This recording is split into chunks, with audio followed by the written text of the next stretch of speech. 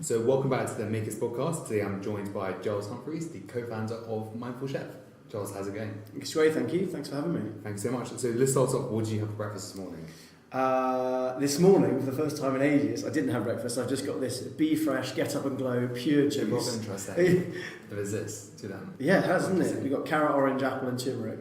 Normally I'll have some oats in the morning, but I've been buzzing around this morning, so I've been poor there. Nice. And what is the one thing you wish you did differently before you turned 20?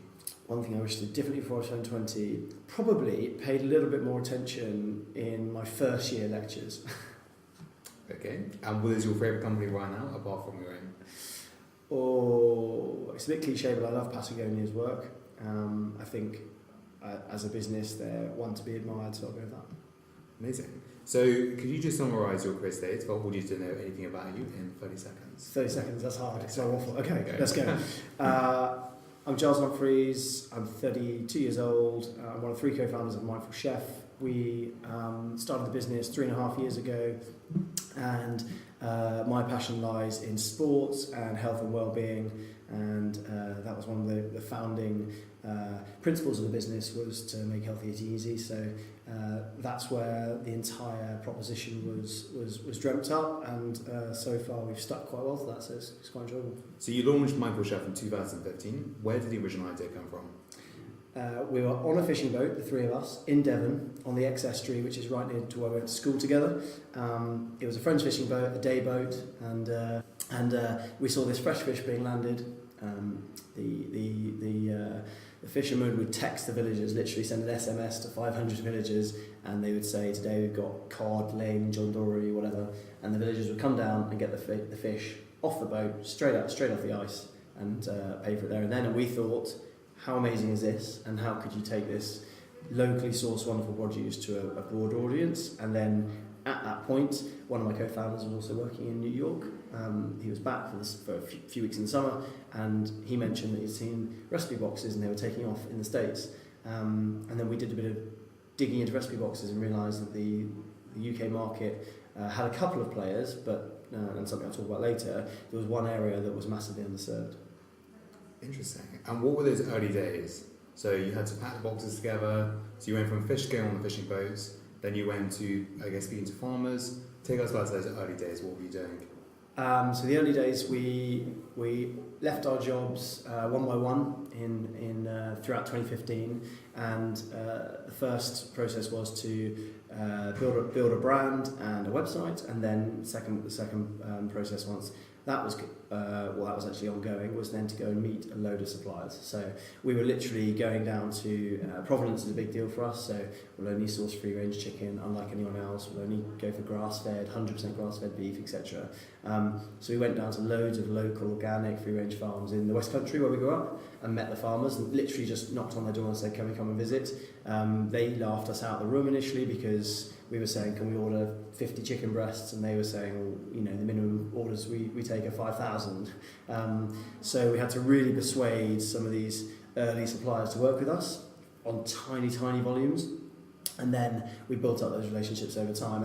And I guess the second part of that was building our own little warehouse. So we had a warehouse in South West London, in Earlsfield, and we packed there every Saturday and every Sunday. So we'd do Monday to Friday in the office, which was our apartment, and then Saturday, Sunday from 6 a.m. to 6 p.m. for the first 18 months, the 3 of us would then go and pack in this warehouse, see all the produce coming in from our suppliers, put it into boxes and ship it out with the couriers. And actually in the first 9 months we did all the driving ourselves, and we only delivered to London, so we had our little Del Boy trotter van, which was quite amusing. So yeah, the first 18 months were very challenging, but also very rewarding in their own way. You mentioned that about building relationships with your farmers. How did you convince them to go with you? Initially, it's because of our upbringing in Devon. We met a lot of them and just said, look, we're local Devon guys. We really want to support the West Country in terms of farmers. So would you give us a shot? Lots of them said no, because it's just too small, it's not worth their time. But some initially just said, yes, okay, no worries. If there's opportunity to scale with you guys, then I can see a longer term future here with you guys, so let's go for it. So it was a bit of playing on the local roots and also showing that the market itself is pretty buoyant, the recipe box market, and we believed back then when we had 20 customers that we could grow it, and I guess here we are today, having proved that we can grow some of these guys. And are those farmers still working with you today? Yeah, some of them not. Some of them we outgrew. So we're doing pretty large volumes now. But there are some who can do, let's say, half our volumes, and then we'll go and find another farmer who can do the other half. So we've tried to grow with ones who supported us in the early days. So you mentioned more about the producing, but then going to the customers. How did you get those first initial customers in the early stages? Begging your friends to give us 20 quid a month. Yeah, the initial group of customers was friends and family. I'll never forget we did 21 boxes in our first week, and that was literally family, basically, and we just drove around anywhere in London with our van. It was completely unsustainable. We were driving to, north of Wembley and then right down south the M25, so, it would take us the entire day to do 10 drops. But it was friends and family. We launched our Facebook page, which I think got 1,000 likes in the first day through friends, and actually that without any paid search, paid social, no marketing spend whatsoever. That was how we built it in the early days. I'd say after the first month or two, we probably realised that we couldn't just rely on that. So that's when we started using influencers, where we gave free boxes. So our first marketing spend was just in the cost of goods being shipped out for free to Instagram influencers. And did that work? And do you still use that today? It works really well, actually. Lots of, as we now know today, Instagram influencers like to charge a lot. But back in 2015, they did ask for some money, some of them, and we just said, look, we don't have the cash, and it's our policy not to pay. But we'll send you a free box with 2 to 3 evening meals, and if you like it enough, then we'd love it if you posted. And guess what? Most people, when they get 2 or 3 free dinners that are tasty and healthy and delicious, they actually did post about it. So in those early days, we were probably sending about 10 to 20 boxes a week out to influencers, and that really helped us build our profile. It's harder now because most of them say, they want £500 or £1,000 for a post on Instagram, but we still refuse to pay because we think that there's enough people out there who can help us spread our word for free. Well, you had Fern Cotton, I saw. Yeah. How did you get in touch with her? Fern was our first foray into a broader paid digital strategy with influencers. So actually we weren't paying her to post herself, but we were using Fern and her content on our own channels, which was brilliant. We got in touch with her through, I think it was one of her friends who recommended us, and then we got in touch through the agent. We had Fern in here filming, and it was great actually, because once someone likes your product, it becomes, obviously there is a commercial side to it, of course, with a name like Fern, but once someone likes your product, has invested in it, and meets you as founders as well, I think there's quite a deep relationship there, and that often can't happen if it's a huge business, where Fern might walk into some massive office block and go to floor 10 please and meet the head of customer marketing or whatever. It's actually, she comes in, she meets myself and Miles, the 2 founders, we do the filming with her, we ate lunch with her, you build up this relationship, and now we're talking about doing work on her Happy Place Festival, where we'll have an event stand, and there's various things like that. So that was a great move for us. Interesting. Well, to be honest, the only reason why I knew about you guys is because I saw Fern. I heard of the name through the investment fund we both know. So I think it just shows, what those kind of relationships can do. It gives you good reach. Is anyone else on the cards? Well, we've got kind of one of our number one ambassadors, which is Victoria Pendleton, the cyclist, and she is actually an investor from our very first crowdfunding round on Cedars. So Victoria's been with us for 3 years now, and is, it's wrong to call her an ambassador. She's more of a friend. So Victoria now just comes in regularly, sees us, and will happily run any partnerships with us. Great. So I guess moving on to the fundraising, you've raised over £9 million to date. When was the initial stage when you knew you had to go and raise money? So it's quite amusing. It makes me smile actually. We started the business. We put our own money in. We got about a year in, before we were approached by some angel investors, just completely out of the blue. They emailed hello@mindfulchef.com, generic email address, and came through. And it was just an email that just said, we love what you're doing, we're customers, we think online groceries are only going to grow and grow, we're analysing the market, and we would love to discuss potentially investing. So that was the first moment that it even entered our mind. Having said that, we realised very quickly, probably 6 months in, that a fresh food, perishable goods business requires capital up front, and a lot more capital than we had anticipated. So it's fortuitous timing for us. These investors came on board, and we had kind of Dragon's Den style negotiations. We got them on board. They invested about almost a year to the day from launch, which was the best move we ever made, because up until that point it was pretty slow growth. It was beta phase. As I said, it was friends and family. I think we were doing a couple of 100 boxes, absolute maximum. So it was a big punt from them. But that is when we realised, and we took that first, it was a £150,000 investment. That's when we realised, with that seed round, and with a relatively little amount of capital compared to our competition, that we could actually get the word out there and do some damage in the market in terms of growing the business and growing its awareness. And from that, it was quite exciting, really, because we suddenly realised, okay, well, let's consider raising some more. And then you recently just had a £6 million investment from our friends over at Piper Capital. Mm-hmm. What are you going to do with the money, and how did you connect with Piper? So Piper, actually, funnily enough, so our first two raises post the seed were $1 million on Seeders. We did that in 10 days, and then 18 months later we did $2 million on Crowdcube. We did that in 11 days. So both were massively oversubscribed. And Piper actually, funnily enough, tracked us through both of those rounds, more so than any other institutional investors, to be honest with you. We had lots of discussions with plenty, but Piper were the first ones to reach out to us and to just essentially say, we like what you're doing, we're watching. That was it. And also we had a few coffees, etc. So that's how the intro came about. And then latterly, as you just mentioned, we just raised $6 million from Piper as of the 1st of January this year. And we basically started growing pretty quickly last year off the back of our crowdfunding round via Crowdcube. Growth was pretty exponential, and at that point we had a lot of inbound from both Piper and other interested parties, and we decided for us there was only, we met with a number of people, we had a number of term sheets, but we really, really liked the Piper guys. Not just because of the fact that we thought we could work with them, which is just fundamental when you're getting into bed with an investor, but we love their brand first approach. Their consumer brand focus is their list of brands is very impressive, so I think we knew what they could bring to the table, and once discussions started to get serious in the back end of last year, there was only really one partner for us. And now, there are some big players in the space. You've got Gusto, you've got HelloFresh. Is it still a really tough space to crack? Yeah, so obviously, for those who don't know, Gusto have raised $100 million USD. HelloFresh floated for 1.9 billion.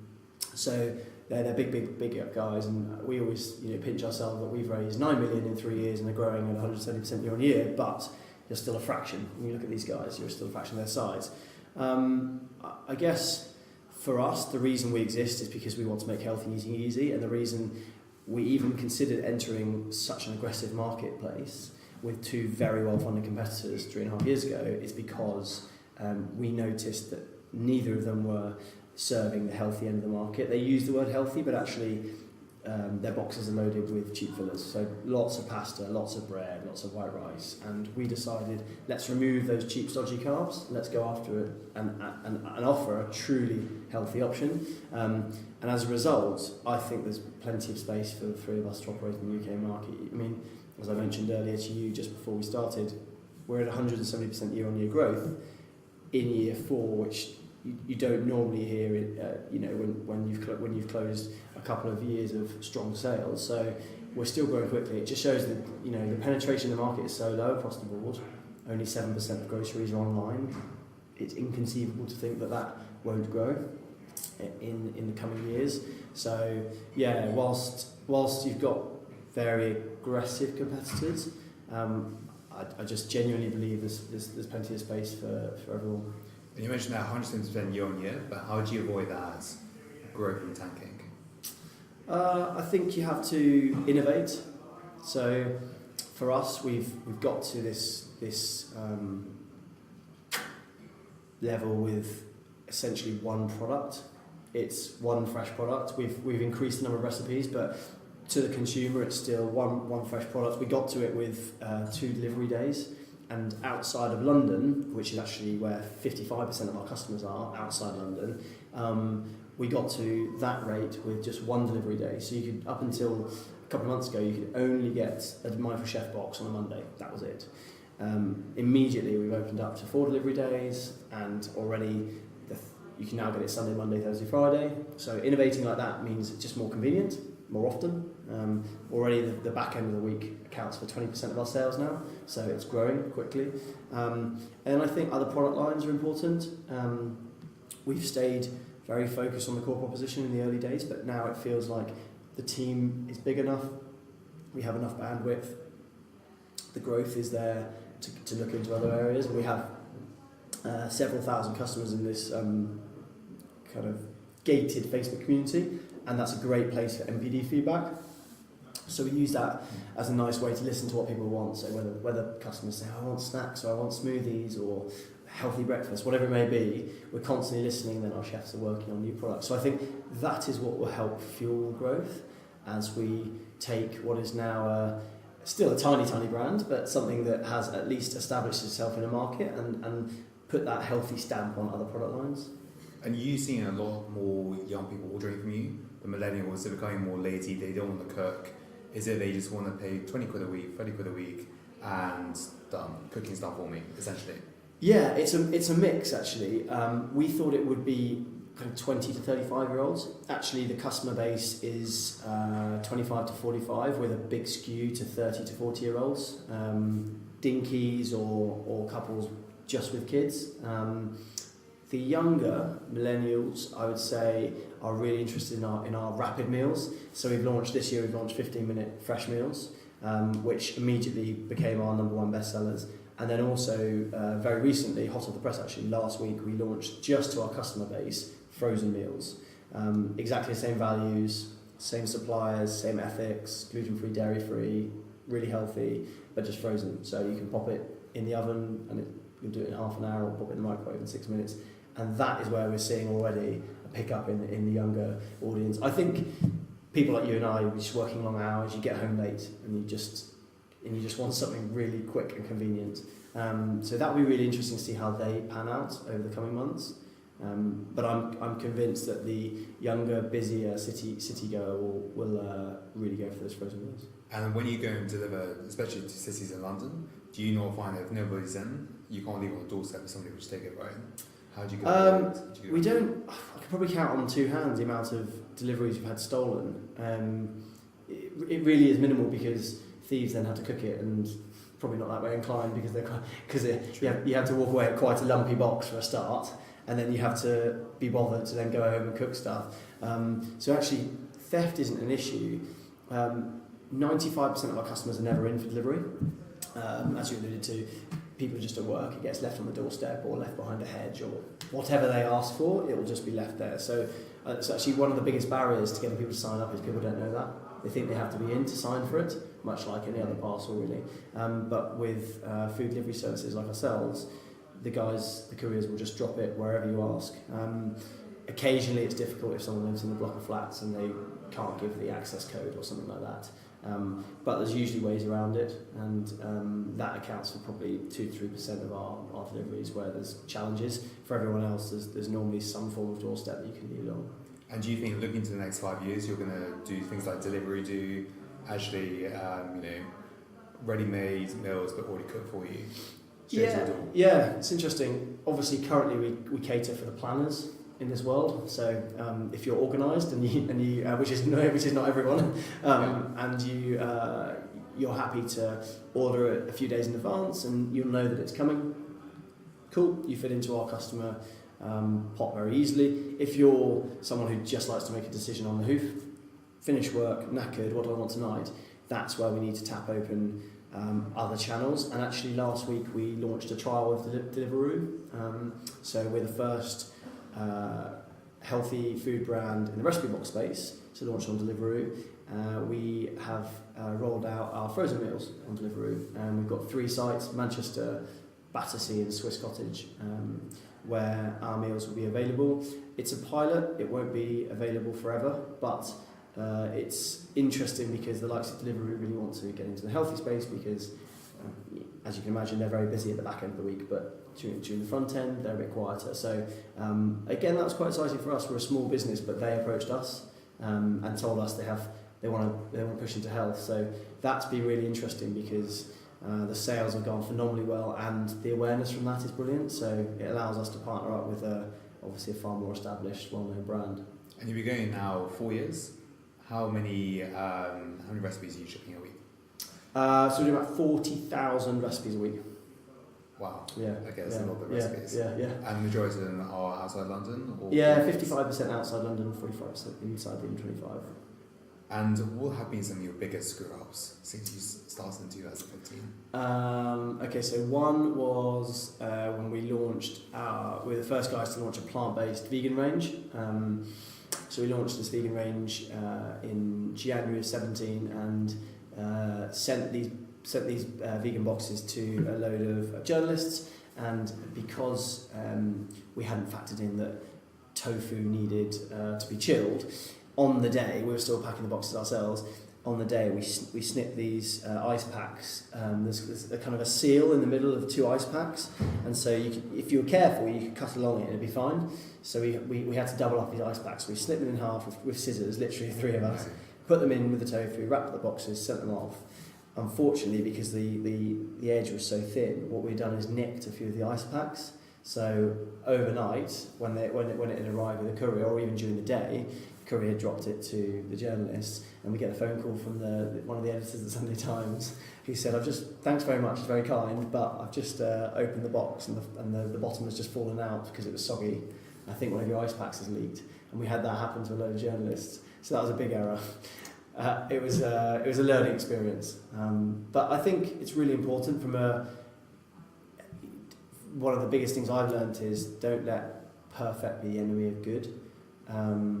It's very easy just to try and wait till something's perfect to roll it out, but actually we wanted to be the first to launch a vegan range. We wanted to be the first to launch boxes with bags inside. Now everyone does it. We wanted to be the first to launch a 1-person range, a gluten-free range, and so I think you've got to iterate quickly, and you've got to learn, and you've got to move fast, and you will have mess ups. That's just the way it goes. As long as you respond, you learn, and then you put things right for the customer, I think it's absolutely fine. I'm not sure what you're seeing, but so many of my millennial friends are becoming more vegan. It's not so much about meat, so you're seeing that a lot with young people. And why is the case? So yeah, we were the first guys to launch a plant-based, we call it plant-based but it's vegan, because we've A/B tested on the website, and plant-based gets way more clicks. I think vegan has the connotations around it, some people get a bit put off, but actually it's just vegetables, it's just good for you. We're seeing only about 12% of our customer base is pure plant-based, but over 45% have one plant-based meal alongside a meat or a fish, and we're seeing that number increase week on week. It just is growing. I think it's because it's being normalised a little bit across popular culture, across our customer base, who are largely meat and fish eaters. When we show them 16 recipes a week to choose from that change every single week, and every week 6 of those 16 are plant-based, when we show them plant-based dishes, people generally think, I might give it a go. And so over time, people become more confident, and they're cheaper. So, we'll obviously charge more for a rump steak than we would do a vegan dish. So people also like just to dabble in it and have a look. And I think people are realising that you don't need meat in every dish. It's quite simple. You can feel really full and it's still tasty with the right herbs and spices. So I think I know it's a growing trend, and I think it will continue at pace. Whether people are solely vegan or whether it's vegetarian, I don't know. But certainly of us, it's proven very popular. So I have to ask, as you essentially own a meal-based business, do you ever have to go to supermarkets? Yeah. Oh yeah. So You don't have boring meals every night. laziness. What I'll do now is actually the frozen range is brilliant for me. I'll have 2 fresh Mindful Chef meals a week.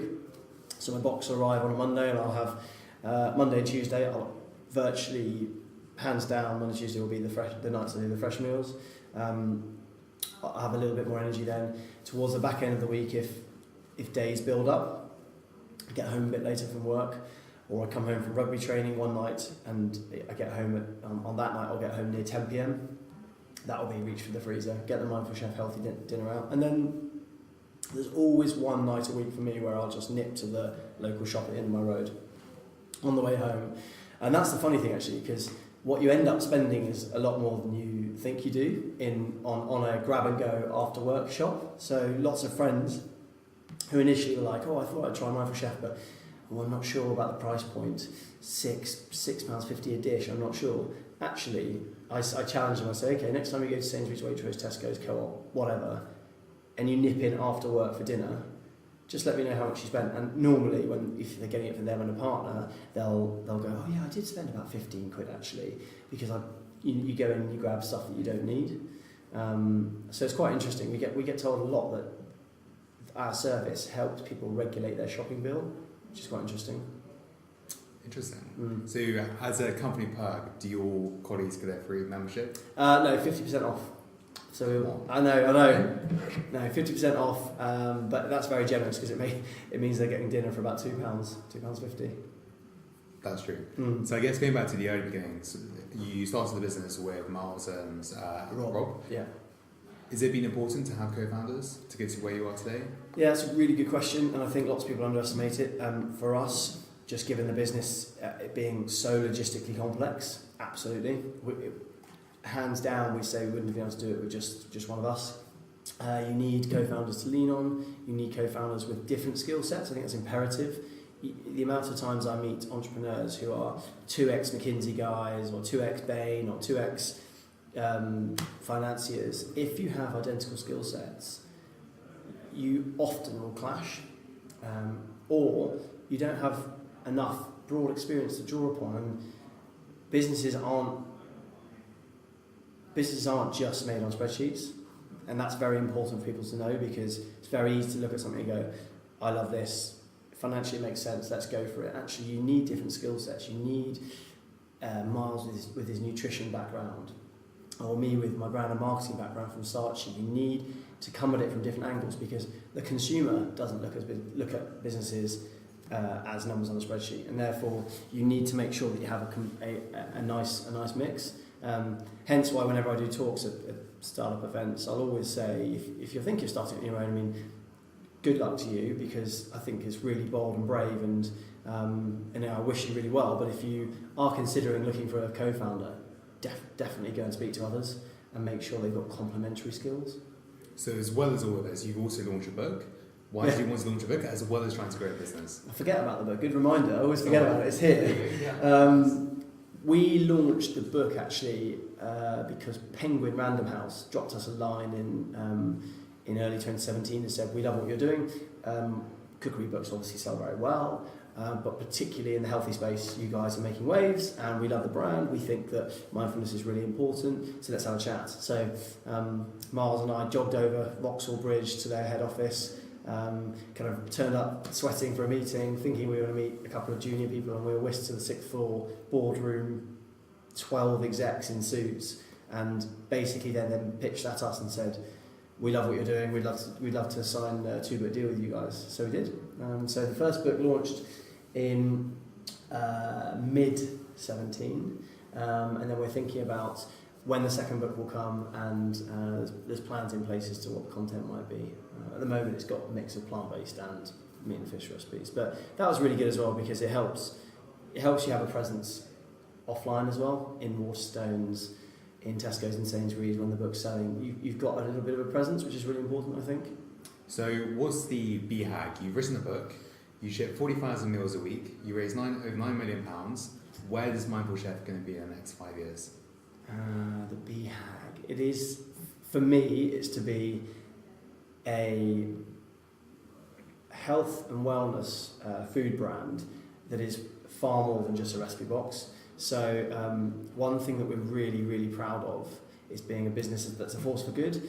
It's very easy to say that, but what underpins that is that we're the first guys in our space to become a B corporation, which takes a lot of, it took us about a year and a half to become accredited. But I guess the thing I'm most proud about is, and something I want to roll out further, is our One Feeds Two collaboration. So we work with a charity called One Feeds Two. For every one of those 40,000 meals a week that we sell, we donate a school meal to a child in poverty in Malawi. We've just recently passed through 1 million meals donated, which is fantastic. And it means that your customers at home are loving the fact that they're eating healthily themselves, they're looking after their bodies, they're regulating their energy levels, etc., etc., but they're also doing good as a result. And what my big aim is to be able to say, we're doing millions a month, not millions, not passing through, I think it took us about a year for the first million, not passing through millions a year, but millions a month, and we're doing it across multiple product lines. So I guess in one line it's to have a number of product lines that are branded underneath the Mindful umbrella, and that they're all doing good, and they're all operating under that One Feeds Two banner.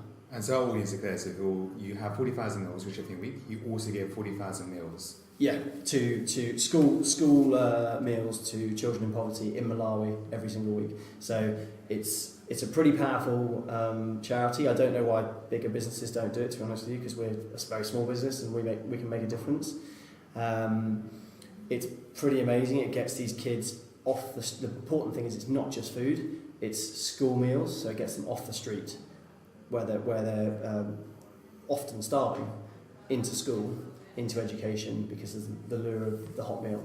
And that's brilliant. I think the 1 million meals that we pass through equated to 5,200 kids put through an entire school year of meals, which is brilliant. And I think that's really important. And we're doing a lot of work with the charity. Hopefully Miles and I will be able to get out there to Malawi and see the meals in action, which would be nice. I mean, it reminds me almost of the Innocent movies story. I think when they first began, they were giving 10% away to charity. Yeah. We didn't have stirs. No. We were still very small. Why do you need stir, I guess? I mean, is it that real passion to get people, young people off the streets into good education? Yeah, I guess for us it's about having a purpose, and I think businesses with purpose, they not only survive but they thrive. Anyone can look at business models and say, I'm going to start a business, I'm going to leave my consultancy job and look at it in quite a clinical way. We have a very laser-focused commercial side to us, but we also know that business can be a force for good. And so having that purpose, I genuinely believe, drives more advocacy amongst your customer base. And people nowadays are starting to buy into brands that are far more than just a commercial entity making money. You only have to look at Tom's shoes or Patagonia or Giles flip-flops. Yeah, exactly. All those guys. People believe in it, and so we decided very early on, let's have a purpose. Let's be a business force for good. Let's put our faces on the business so people can see that you're not just a big corporate, you're real guys behind the business. And we think that will drive loyalty and advocacy. And so far in our retention rates, they're industry leading after 1 year, because I genuinely believe that one of the reasons is because of our driving to be a kind of at the forefront of that for good revolution. And do you ever fear when you potentially eventually sell to a private equity fund or whoever, they will take that social enterprise angle away? Some. It would be naive to say that no straight off the bat. I think some would, definitely. But it's all about who you get into bed with. In our case, Piper was carefully chosen again because they asked about B Corp. They asked about One Feeds Two. They were interested. They loved it. It's part of the reason why they wanted to speak to us. So I think the two can work together. They don't have to be mutually exclusive. You don't have to get rid of it. I think if that time came, I think you just make sure that your future investors are aligned with you. And there are plenty of people out there who want to do good as well as make money. So you mentioned that you're in bed with a couple of investors, but who would you like to get out of bed to in the next 5 years? Oh, that's a good question. I think in the early days, my dream was to partner with a much bigger player in the food space. Mainly because when you're tiny, you just look at the market and you think, okay, a year ago, we're turning over £10 million. This is amazing. We've started this from our bedroom. Then you look at Tesco turning over 50 billion plus, and you think, we're actually just a complete minnow. Being able to leverage a larger brand's network, I think, would be really powerful for Mindful Chef. There are a lot of options, there are a lot of routes that you could go down in terms of future funding. But for me, it's not just all about the cash injection to help you grow. It's actually about some of these big brands that have grown over decades. They have huge customer bases, huge email lists, access to a lot of data, and I genuinely believe that might be the route to take Mindful Chef as a brand to the next level, because what we've built is a very distinctive proposition and brand, and an amazing and loyal following, but there's just, you just need a lot of capital or access to far broader customer list to be able to tell the world that you exist. I mean, our awareness is still 3% outside, and that's prompted in London. So, when you go further, it's even less. So I think there's lots of room to grow the business, and I think potentially down the line, leveraging a larger partner might be a nice route for us. Would you IPO potentially? Yeah, absolutely, yeah. I think our path to profitability is certainly better than some of our competition, principally, in all honesty, because of two reasons really. Our price point is higher, and therefore we can charge more for better quality produce, and therefore our margins are better. It's one simple reason. We're not driving down, kind of as Gusto and HelloFresh have driven down prices over the last 18 months in a battle to the bottom. We've raised prices. We've introduced variable pricing. We've introduced rump steak, tiger prawns. We introduced tiger prawns at £11.50 per person for a dish, and 35% of the customer base actively chose it as an option that week. So that shows you where we are and the consumers we're playing with, and I think going down that route is really important to get to profitability. And then also obviously in any subscription-focused business, then your lifetime values and your retention and our cohorts perform better than the others, and that's again one down to being a business as a force for good, as I mentioned earlier, but also, and it was our hunch all along, if you offer a healthy product, people are probably more likely to stick to it because they view it in their head as some form of plan, or I don't know, I've got my daughter's wedding that I need to get ready for. There's a bit of psychology there around sticking to something, and that's what we're finding so far. We've got sticky customers, so an IPO down the line could be an exciting, Awesome. Well, it's a really fascinating story. Thank you. But just before we finish, got some quick fire questions. Yeah. How does that sound? All good? Let's do it. So, your favourite inspirational entrepreneur? I'm actually going to say Elon Musk, only because he's so divisive, but actually he's unafraid, which is one of our values on our wall. Your favourite entrepreneur you've met? Richard Branson. Nice. How did you meet Richard? In Dubai. As one does. It was a conference. Okay, the retail summit, but we met him there, and just such a genuinely nice bloke. Nice. What is your favourite Mindful Chef recipe? There we go. My favourite Mindful Chef recipe is actually, I don't normally eat much pork, but it's a Thai pork meatballs. So it's a courgette in a soup, which is just delicious. That's the delicious part of it. And then the pork meatballs are soaked in the soup. So it's kind of a noodly Thai dish, which is just lovely. Awesome. And if you could have anyone eating a meal of yours, who would it be? Barack Obama. Okay. And your favourite piece of advice to an entrepreneur, what would it be? In the early days, stay focused on your core proposition. That's really, really important. We nearly tripped ourselves up by being swayed by customers to try and launch other ranges really early on, and one of the best things we did was stay focused, and actually that was a byproduct of having a board in place really early doors. So I'd say get a board in place and they will help you stay focused very early on. And have a lot of fun. Have a lot of fun as well. Yeah. Awesome. Well, Giles, thanks so much for your time. Thank you very much. Cheers.